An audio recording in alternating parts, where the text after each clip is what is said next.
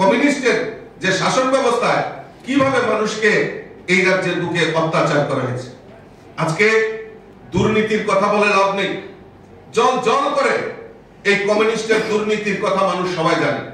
আমি তো প্রথমেই বলেছিলাম যে চিট ফান্ডের কথা নতুন করে আরো অনেক আমাদের সামনে তুলে এসেছে। প্রাক্তন মন্ত্রী কমিউনিস্টের সময়ে বাদল চৌধুরী এবং প্রাক্তন মুখ্য সচিব যশপাল সিং, প্রাক্তন ইঞ্জিনিয়ার চিফ ইঞ্জিনিয়ার সুশীল ভৌমিক, তারা প্রায় 600 কোটি টাকার পিডব্লিউডি যে ঘোটালা, সেখানে তারা ঘোটালা করে এই রাজ্যের উন্নয়নের টাকা আত্মসাৎ করেছে, সেটা মানুষ ভুলে যায়। আজকে আমাদের এই রাজ্যে সিপিএম এর আমলে আপনারা সবাই জানেন যে বিশালগড়ে সেই ভানুলাল সাহা প্রাক্তন মন্ত্রী, উনার নেতৃত্বে সেই সময় তাদের উনার আশীর্বাদ মদত পুষ্ট সিপিএম এর নেতা অমল চক্রবর্তী, উনার ভাই বিমল চক্রবর্তী তৎকালীন সময়ে বিশালগড়ের বিডিও ছিল। প্রায় 170 কোটি টাকার কেলেঙ্কারির সঙ্গে সেই বিশালগড়ের বিডিও জড়িত ছিল। আমরা যদি দেখি শুধু এই কমিউনিস্ট নয়, এই কংগ্রেসের সময় আজকে এই ত্রিপুরা রাজ্যে দুর্নীতি হয়েছে। প্রাক্তন মুখ্যমন্ত্রী সেই সময়কার কংগ্রেসের জোট পিরিয়ডের স্বর্গীয় সুধীর রঞ্জন মজুমদার, আর সেই সময় স্বাস্থ্যমন্ত্রী ছিলেন কাশিরাম রিয়া, ওনাদের যোগ সাজসে এমবিবিএস যে আমাদের রাজ্যের ছেলে মেয়েদের যেখানে এমবিবিএস পড়ার সেই কেলেঙ্কারি তালিকা ত্রিপুরা রাজ্যের নাম উজ্জ্বল করে সেই সময় হয়েছিল। আজকে জিনেট বেসরকারি সংস্থা জিনেট, এত বড় যে হসপিটাল জিনেটকে এই কমিউনিস্টের সময় জিনেটকে ডেকে এনে মালিককে 5 কোটি টাকা ঋণ দিয়েছিল এই রাজ্য সরকার। পরে সেই জিনেট এখান থেকে যখন পলায়ন করেন, রাজ্য সরকার সেই ঋণ পরিশোধ করেন এবং তার সঙ্গে কারা কারা জড়িত সেটা বিশদভাবে ত্রিপুরা রাজ্যের মানুষ জানে।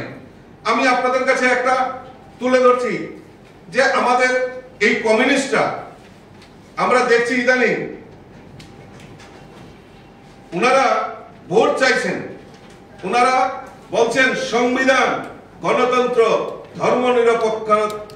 ধর্মনিরপেক্ষতা রক্ষার স্বার্থে আসন্ন লোকসভা নির্বাচনে প্রার্থীদেরকে ভোট দেওয়ার জন্য। কিসের গণতন্ত্র, কিসের সংবিধান, কিসের ধর্মনিরপেক্ষতার কথা ওনারা দোহাই দেন? ওনাদের যে বাইলো, ওনাদের বাইলোতে রয়েছে কি লিখেছেন? It's aim is the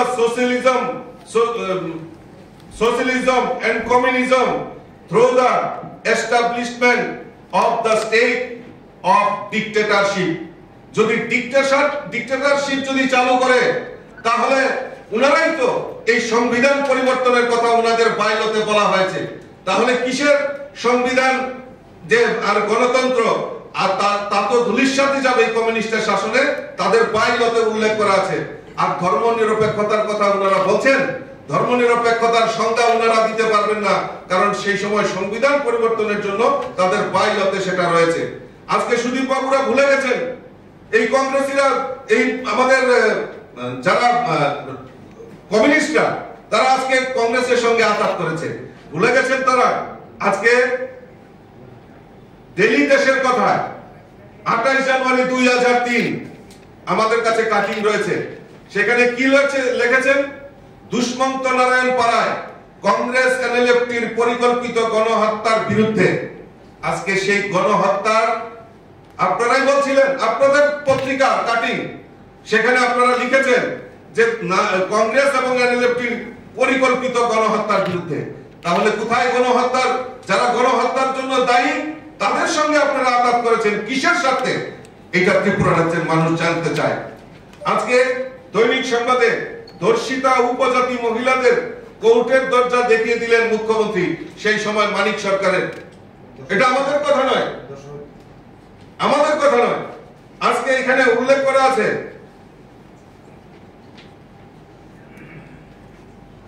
CPM এর নির্বাচনী গাড়ি থেকে অস্ত্র উদ্ধার। দৈনিক সংবাদে ধৃত প্রার্থীর এজেন্ট, দেহরক্ষী, আটক ইলেকট্রিক ভোটিং মেশিন। আমরা ত্রিপুরা রাজ্যের মানুষ সেগুলি ভুলে গেছি। আজকে গণতন্ত্রের দোহাই দিচ্ছেন। কাজেই আমি বিশ্বাস করি আমরা যে অভিযোগগুলি রেখেছি তাদের জবাব দেওয়ার, তাদের মুখ রাখার নেই। কংগ্রেস এবং সিপিএম এই রাজ্যের বুকে মানুষকে বিভ্রান্ত করার জন্য রাজনীতি করার প্রয়াস করছেন, কারণ তাদের অতীতে তাদের চেহারা যে ছিল সেটা আপনাদের সামনে তুলে ধরেছি। আমার কাছে আরো বহু এভিডেন্স রয়েছে, আমি তুলে ধরবো একে একে করে তাদের সেই নারকীয় যে ঘটনা, সেই ঘটনাগুলি আপনাদের সামনে তুলে ধরবো। আমি আপনাদের কাছে আপনাদের মাধ্যমে সমস্ত রাজ্যবাসীকে আহ্বান করব যে আপনারা জানেন এই রাজ্যের ইতিহাস, যে কংগ্রেসীরা আজকে বিরোধী দল সেই সময় থাকতো, নির্বাচন আসলেই তাদের হঠাৎ করে মনে হতো যে না, ত্রিপুরার যে পরিবর্তন দরকার। মানুষ পরিবর্তনের পক্ষে ছিল, কিন্তু এই কংগ্রেসীরা সিপিএম এর কাছে বিক্রি হয়ে যেত। তাই দিকে দিকে মানুষ কংগ্রেসকে এবং এই কমিউনিস্টদেরকে প্রত্যাখ্যান করে 2018-তে ভারতীয় জনতা পার্টি সরকার এনেছে এবং 2023-এও পুনরায় ভারতীয় জনতা পার্টি সরকারকে ত্রিপুরা রাজ্যে প্রতিষ্ঠা করেছে। এবং সেই প্রতিষ্ঠা লগ্ন থেকে ভারতীয় জনতা পার্টি মানুষের, সমাজের প্রত্যেকটা অংশের মানুষের জন্য কাজ করছে। আর আমি দৃঢ় চিত্তে আপনাদের মাধ্যমে সমস্ত রাজ্যবাসীকে আহ্বান করব যে এই অশুভ আতাত, এই অশুভ যে জোট, কংগ্রেস সিপিএম কে তাদের প্রায়শ্চিত্ত করার সুযোগ দিতে হবে, তাদেরকে প্রায়শ্চিত্ত করতে হবে। এই ত্রিপুরা রাজ্যের মানুষের কাছে, সকলের কাছে ক্ষমা চাইতে হবে। তারা কিসের স্বার্থে, কাদের স্বার্থে আজকে এই অশুভ আতাত করেছে। আগামী লোকসভা নির্বাচনে আমাদের পূর্ব এবং পশ্চিম আসনে প্রার্থীদেরকে বিপুল ভোটে জয় করার জন্য আমি আহ্বান রাখছি এবং তখনই তাদের প্রতি এই কংগ্রেস সিপিএম এর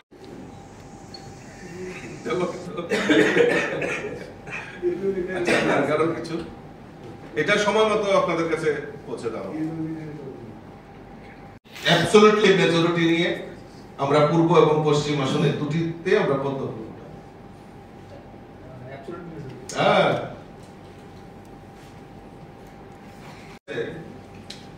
কারণ আইপিএফটি, বিজেপি এবং আইপিএফটি সরকার চলছিল। এখন আমাদের কাছে প্লাস হয়েছে যারা বিরোধী দল ছিল, আজকে বিরোধী দলও ভারতীয় জনতা পার্টির শরিক দলে সামিল হয়েছে, ত্রিপুরা মথা ভারতীয় জনতা পার্টির সঙ্গে সামিল হয়েছে। কাজেই আমাদের শক্তি আরো সঞ্চয় হয়েছে। এই শক্তির নিরিখে আমরা বলতে পারি এই পূর্ব ত্রিপুরা আসনে আমাদের ফলাফল ভালো হবে এবং পশ্চিম ত্রিপুরা আসনে ফলাফল ভালো হবে। আচ্ছা, প্রাক্তন যিনি মুখ্যমন্ত্রী, সেই বিষয়ে আপনি কি মতামত রাখবেন? এটা তো মোদিজির কাজ। আমি তো বলবো এটা মোদিজি এমন ম্যাজিক ফিকার করে দিয়েছেন, এমন পরিস্থিতি করে দিয়েছেন যে মানিক সরকারকে বাধ্য হতে হয়েছে। যেখানে দেখেছি আমরা মানিক সরকার একটা আদর্শ লড়াই করত, আমরা সারা ভারতবর্ষে মানিক সরকারের একটা চেহারা, ছবি সমস্ত জায়গায়, যে সত্যবান, সত্যনিষ্ঠা, আদর্শ, এরকম পুরুষ একটা মানুষের কাছে একটা ছবি ছিল। কিন্তু আজকে ওনার দুর্ভাগ্য এরকম অবস্থা যে উনি বাড়ি থেকে বেরিয়ে কংগ্রেসের জন্য ভোট ভিক্ষার জন্য ওনাকে বাড়ি থেকে বেরোতে হয়েছে। এটা এর থেকে দুর্ভাগ্যের আর কি হতে পারে? তাহলে কি মানিক সরকার আদর্শচ্যুত হয়েছে কথা বলছেন? অবভিয়াসলি রাজীব বাবু, যেই ধরনের হত্যাকাণ্ডের পুরোপুরি দায়ভার এড়িয়ে সুদীপ রায় বর্মন বলছে এই হত্যাকাণ্ডগুলো ওনারা করেননি, ওনারা বলে দেননি এই ধরনের হত্যাকাণ্ড করতে। যারা কর্মীরা রয়েছে তারা নিজেরা লড়াই করেছে, তারা নিজেরা মৃত্যুবরণ করেছে, এখানে নেতৃত্বদের কোনো হাত নেই। দেখুন, এইটাই তো কংগ্রেসের কালচার। আমি প্রথম শুরুতেই বলেছি যে তারা, তাদের কাছে দেশ বড় নয়, দেশকে বিভাজন করো, মানুষকে বিভাজন করো, সেই নীতি নিয়ে কংগ্রেস পরিচালিত। এবং তাদের কাছে নীতি আদর্শ কোনো বড় জিনিস নয়।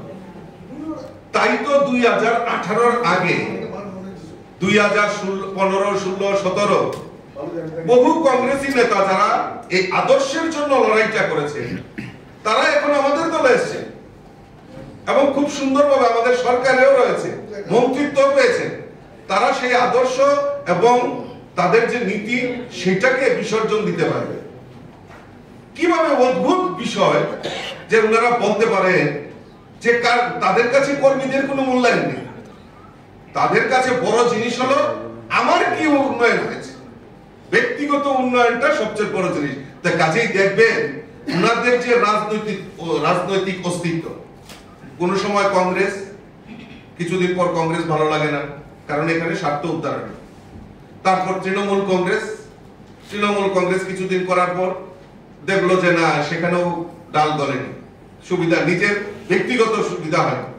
তারপর আবার বিজেপি করার পর মন্ত্রিত্ব পেয়েছেন, কিন্তু বিজেপি তো ওই দুর্নীতি আর আদর্শকে বিচ্যুতি হয় না, এখন আবার বিজেপিও ভালো লাগে না, এখানে কোন রকম কামানি নেই, আবার সেই কংগ্রেস। তো কংগ্রেসে চলে যাওয়ার পর এখন দেখলেন যে না, পাওয়ার দরকার, তো পাওয়ারের জন্য যে সিপিএম কে হাতিয়ার করতে হবে, হাতিয়ার সিপিএম এ হয়ে গেছে। তো তাদের রাজনৈতিক অস্তিত্ব, তাদের রাজনৈতিক ভবিষ্যৎ কি রয়েছে, তাদের গ্যারান্টি কি নেবে? কালকে যে ওরা বিজেপিতে আসবে না, তার কি গ্যারান্টি রয়েছে? তারাও আসতে পারে, বিজেপিতে আসতে পারে, তো তাদের কোনো গ্যারান্টি নেই। কাজেই উনি যে বলছেন যে নেতারা কিছু বলেননি, নিজে ঝগড়া করে মরেছে, আরে কি অদ্ভুত ব্যাপার! এই নি তাদের চরিত্র, এই নি তাদের চরিত্রের বহিঃপ্রকাশ। আমার কার্যকর্তা খুন হবে, আমার কার্যকর্তা মার খাবে, আর আমি সে সহ্য করবো? বলবো নিজেরা ঝগড়া করে মেরে গেছে, আরে কি চিন্তা ভাবনা করে? কাজে এইসব নেতাদের বলেছিল 2023-এ বিজেপি কে সিঙ্গেল ডিজিট বানিয়ে দেবে, আর মানুষ এরকম, ত্রিপুরা রাজ্যের মানুষ এরকম করেছে, তাদেরকে সিঙ্গেল ডিজিট বানিয়ে আজকে ঘরে বসিয়ে দিয়েছে। পুনরায় আসতে চাইলে কি বিজেপি তাদের বরণ করে নেবে আবার? যদি দুর্নীতি বন্ধ করে এবং এই ভারতীয় জনতা পার্টির আদর্শে বিশ্বাস করে, নিশ্চয়ই আসবে, আমাদের দরজা খোলা রয়েছে। সুদীপবাবু প্রকাশ্য সভামঞ্চে একটা অভিযোগ করেছেন, যারা এই সন্ত্রাস করেছিল তখন সময়ে, তারা বর্তমান নাকি বিজেপি দলে রয়েছে। ওনাকে বলুন না নাম বলতে, ওনাকে বলুন নাম বলতে। বিজেপি সন্ত্রাসে বিশ্বাস করে না, তার প্রমাণ রয়েছে। 2023-এর বিধানসভা নির্বাচন, আপনারাই তো প্রেস মিডিয়া, আপনারাই তো কভার করেন, সমাজের প্রতিবিম্ব আপনারা, সমাজের কাছে আপনারা সমস্ত বার্তা পৌঁছে দেন। আপনারা বলুন তো যে 2023-এর বিধানসভা নির্বাচন একটাও রাজনৈতিক খুন, রাজনৈতিক সন্ত্রাস হয়েছে কিনা? এবং নির্বাচনের পরেও এই ত্রিপুরা রাজ্যে কোন জায়গায় রাজনৈতিক সন্ত্রাস কোন জায়গায় হয়নি, এখন পর্যন্ত না, টিল না।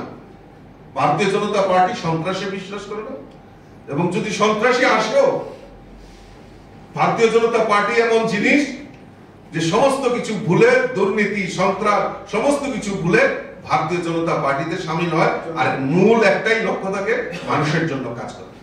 নমস্কার, ধন্যবাদ।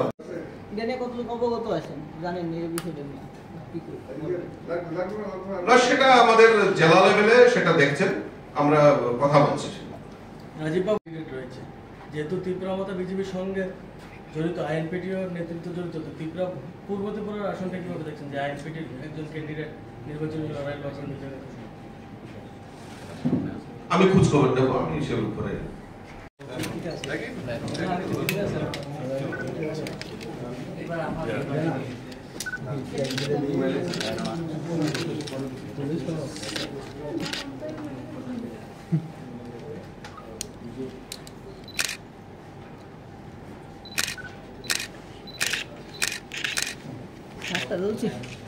অনেক